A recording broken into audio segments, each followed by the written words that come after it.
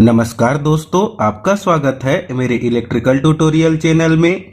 आज हम लोगों ने यहाँ पर मैग्नेटिक सर्किट से एक न्यूमेरिकल प्रॉब्लम को लिया है और आप लोगों से रिक्वेस्ट है कि इस न्यूमेरिकल प्रॉब्लम को सॉल्व करने से पहले आप लोग concept of series magnetic circuit के वीडियो को मैग्नेटिक सर्किट के प्लेलिस्ट से पूरा देखें, जहां पर आप लोग सीख पाएंगे या समझ पाएंगे कि सीरीज मैग्नेटिक सर्किट के न्यूमेरिकल प्रॉब्लम को सॉल्व करने से पहले हम लोगों को किन बातों का, कौन से फार्मूले का और मैग्नेटिक सर्किट के कौन कौन से टर्म्स के रिलेशनशिप का यूज करके इस तरीके के न्यूमेरिकल प्रॉब्लम को इजीली सॉल्व किया जा सकता है। और साथ ही साथ आप लोगों से एक और रिक्वेस्ट है कि अगर आप लोगों को मेरे बताने का मेथड या समझाने का तरीका अच्छा लगे तो इस वीडियो को ज्यादा से ज्यादा लाइक करें, ताकि मुझे YouTube पर इस तरीके का वीडियो बनाने के लिए मोटिवेशन मिल सके। तो आइए स्टार्ट करते हैं आज के इस न्यूमेरिकल प्रॉब्लम को। An electromagnetic as shown has cross sectional area of 12 centimeter square. Mean length of iron part is 50 centimeter. It is excited by two coils, each having 400 turns. When the current in the coil is 1 ampere, the resulting flux density gives a relative permeability of 1300. Calculate first reluctance of iron part of magnetic circuit. Second, reluctance of air gap and total reluctance. Third, total gap and flux density in the air gap. Neglect, leakage and fringing. अब हम लोग यहाँ पर इस magnetic circuit या magnetic structure के numerical problem के diagram में देख पाएंगे कि जो रेक्टेंगुलर मैग्नेटिक सर्किट है उसका क्रॉस सेक्शनल एरिया हम लोगों को कितना दिया गया है, 12 सेंटीमीटर स्क्वायर। और यहाँ पर हम लोगों को इस मैग्नेटिक सर्किट के जो कि रेक्टेंगुलर शेप का है उसका हम लोगों को मीन लेंथ या टोटल लेंथ का वैल्यू कितना दिया गया है, जो कि है 50 सेंटीमीटर। और हम लोगों को इस रेक्टेंगुलर मैग्नेटिक सर्किट पर एयर गैप का लेंथ कितना दिया गया है, जो कि है 0.4 सेंटीमीटर। और हम लोगों को आयरन पार्ट के परमेबिलिटी का वैल्यू कितना दिया गया है, जो कि है 1300।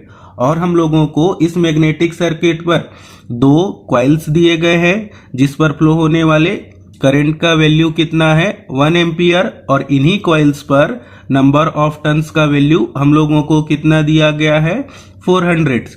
तो अब हम लोगों को इन सभी वैल्यू का यूज करके इस न्यूमेरिकल प्रॉब्लम को सॉल्व करना होगा और क्या क्या कैलकुलेट करना होगा, जिनमें से पहला है reluctance of iron part of magnetic circuit. Second पे हमको कैलकुलेट करना होगा reluctance of air gap and total reluctance. और हम लोगों को थर्ड में कैलकुलेट करना होगा टोटल फ्लक्स और फ्लक्स डेंसिटी के वैल्यू को। अब हम लोग इस न्यूमेरिकल प्रॉब्लम को सॉल्व करने के लिए हम लोग इस न्यूमेरिकल प्रॉब्लम के दिए गए सभी वैल्यू को लिख लेंगे, जो कि इस प्रकार से है। यहाँ पर जो हम लोगों को पहला वैल्यू दिया गया है वह क्या है, इस रेक्टेंगुलर मैग्नेटिक सर्किट का एरिया।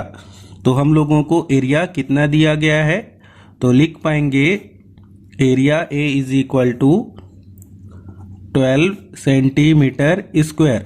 और जब हम लोग इसको मीटर पर चेंज करके लिखेंगे तो कितना हो जाएगा, 12 इंटू 10⁻⁻⁴ मीटर स्क्वायर।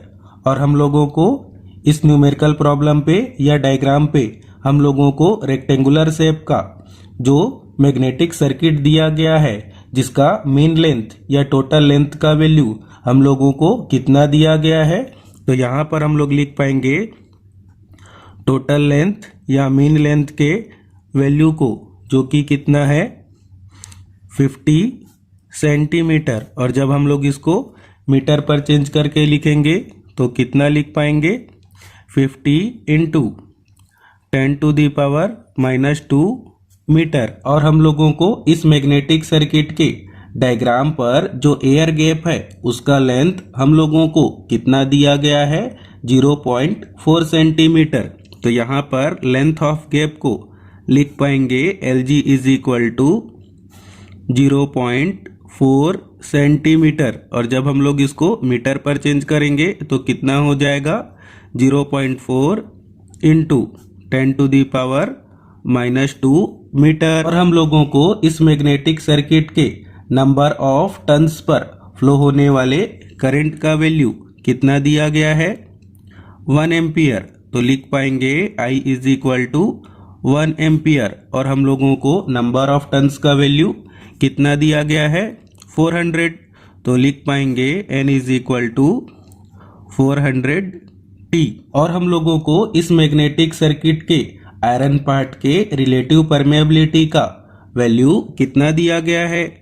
तो लिख पाएंगे μRI इज इक्वल टू 1300।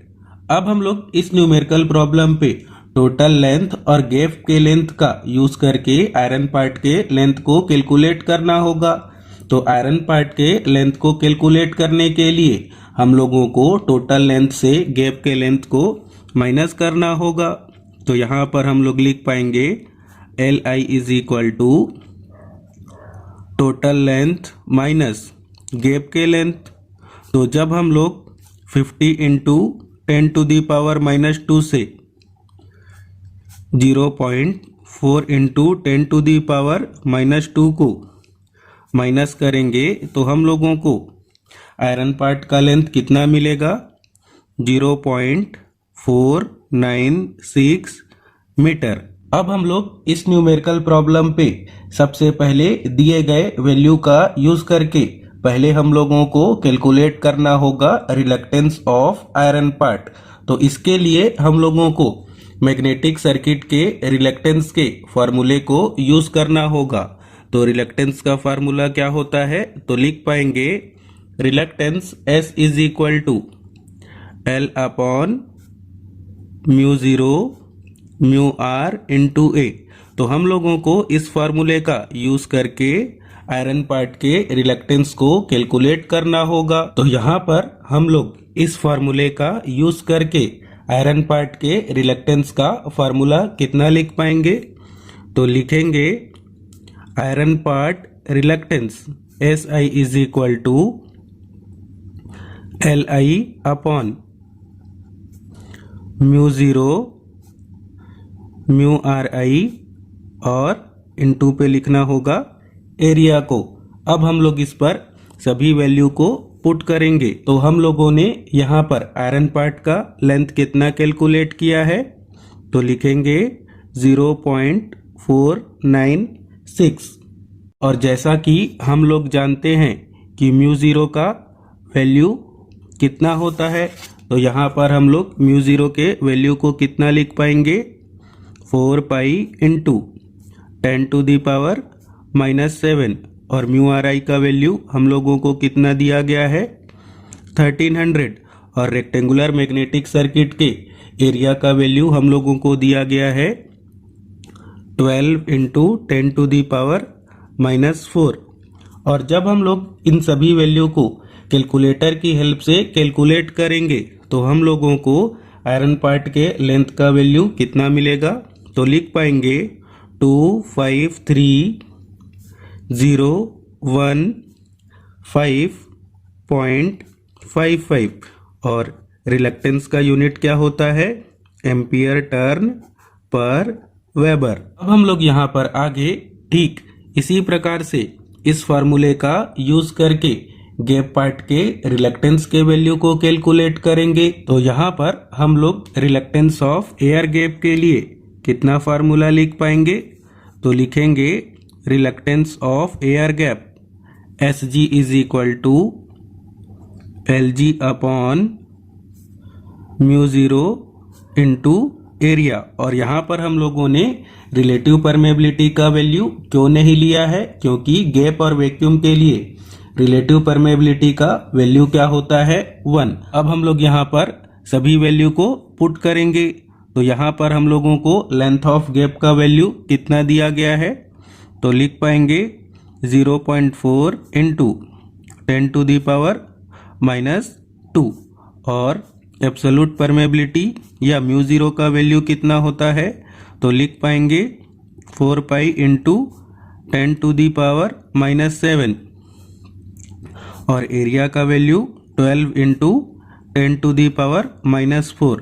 और जब हम लोग कैलकुलेटर की हेल्प से इस सभी वैल्यू को कैलकुलेट करेंगे तो हम लोगों को यहाँ पर गैप पार्ट के रिलक्टेंस का वैल्यू कितना मिलेगा। यहाँ पर हम लोग गैप पार्ट के रिलक्टेंस को लिख पाएंगे 2652,582.38 और इसका यूनिट क्या होगा, एम्पियर टन पर वेबर। और हम लोगों को इस न्यूमेरिकल प्रॉब्लम पे टोटल रिलक्टेंस के वैल्यू को भी कैलकुलेट करना होगा। तो जैसे कि हम लोग जानते हैं कि सीरीज मैग्नेटिक सर्किट पर रेजिस्टेंस की तरह रिलक्टेंस भी क्या हो जाता है, ऐड हो जाता है।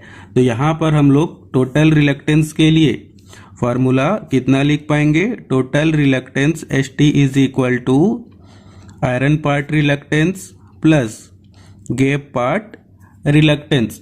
तो जब हम लोग आयरन पार्ट के रिलक्टेंस और गैप पार्ट के रिलक्टेंस को कैलकुलेटर की हेल्प से प्लस करेंगे तो हम लोगों को टोटल रिलक्टेंस कितना मिलेगा। यहाँ पर हम लोग टोटल रिलक्टेंस के वैल्यू को लिख पाएंगे 2905597.93 और इसका भी यूनिट क्या होगा, एम्पियर टन पर वेबर। और हम लोगों को इस न्यूमेरिकल प्रॉब्लम पे थर्ड पे कैलकुलेट करना है फ्लक्स के वैल्यू को। तो इसके लिए हम लोग यहाँ पर कौन से फार्मूले का यूज कर पाएंगे, तो लिखेंगे MMF is equal to flux into reluctance.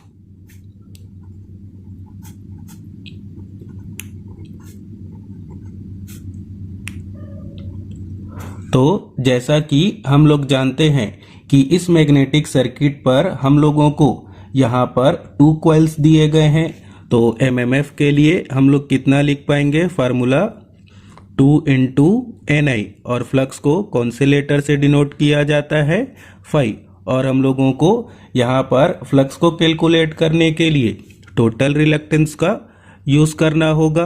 तो लिख पाएंगे रिलक्टेंस के जगह ST को। हम लोग इस रिलेशनशिप से फ्लक्स के वैल्यू को कैलकुलेट करेंगे तो इस रिलेशनशिप को और किस प्रकार से लिख पाएंगे, flux phi is equal to 2 into NI और डिवाइड पे लिखना होगा टोटल रिलक्टेंस को। अब हम लोग इस पे वैल्यू पुट करेंगे तो 2 के जगह 2 ही रहेगा।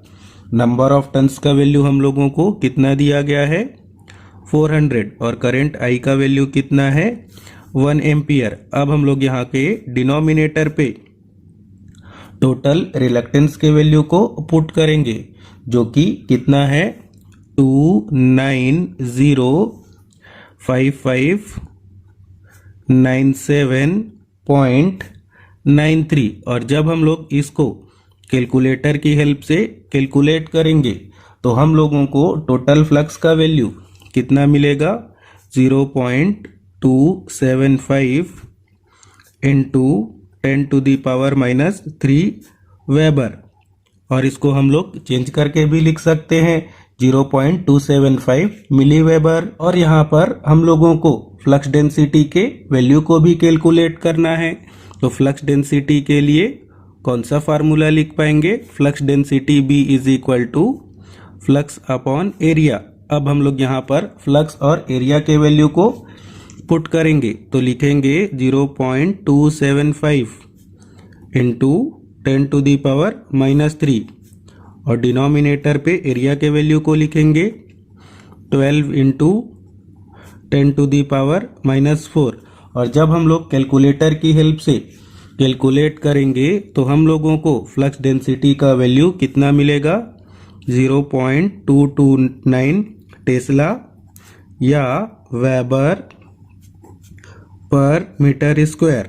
इसी के साथ ही यह न्यूमेरिकल प्रॉब्लम कंप्लीट हुआ जिस पर हम लोगों ने सीखा कि कैसे मैग्नेटिक सर्किट के डिफरेंट वैल्यू का यूज करके आयरन पार्ट और गैप पार्ट और टोटल रिलक्टेंस को किस प्रकार से कैलकुलेट किया जाता है, और सीखा कि यहाँ पर एमएमएफ और रिलक्टेंस का वैल्यू का यूज करके फ्लक्स और फ्लक्स डेंसिटी के वैल्यू को किस प्रकार से कैलकुलेट किया जाता है। तो अगर आपको यह सब बताने का मेथड, समझाने का मेथड अच्छा लगा हो तो इस वीडियो को ज़्यादा से ज़्यादा लाइक करें और शेयर करें। Thank you all the